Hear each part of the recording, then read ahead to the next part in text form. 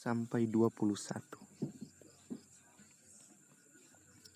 Saudara-saudara, keinginan hatiku dan doaku kepada Tuhan ialah supaya mereka diselamatkan.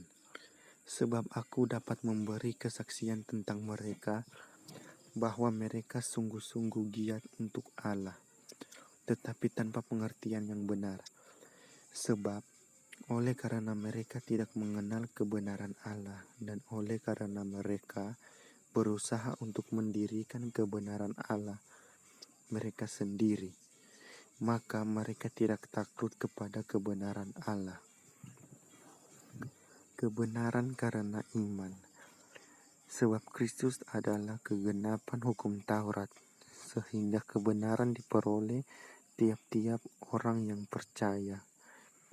Sebab Musa menulis tentang kebenaran hukum Taurat. Orang yang melakukannya akan hidup karenanya. Tetapi kebenaran karena iman berkata demikian. Jangan katakan di dalam hatimu, siapakah akan naik ke sorga, yaitu untuk membawa Yesus turun. Atau siapakah akan turun ke jarang maut, yaitu untuk membawa Kristus naik dari antara orang mati. Tetapi apakah katanya? Ini firman itu dekat kepadamu, yakni di dalam mulutmu dan di dalam hatimu.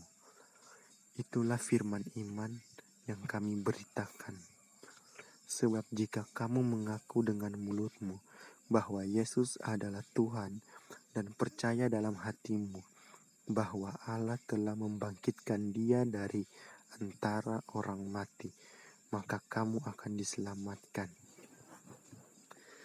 Karena dengan hati orang percaya dan dibenarkan, dan dengan mulut orang mengaku dan diselamatkan.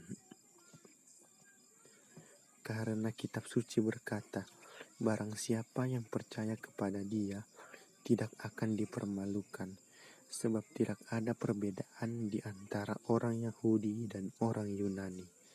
Karena Allah yang satu itu adalah Tuhan dari semua orang, kaya bagi semua orang yang berseru kepadanya. Sebab barang siapa yang berseru kepada nama Tuhan akan diselamatkan.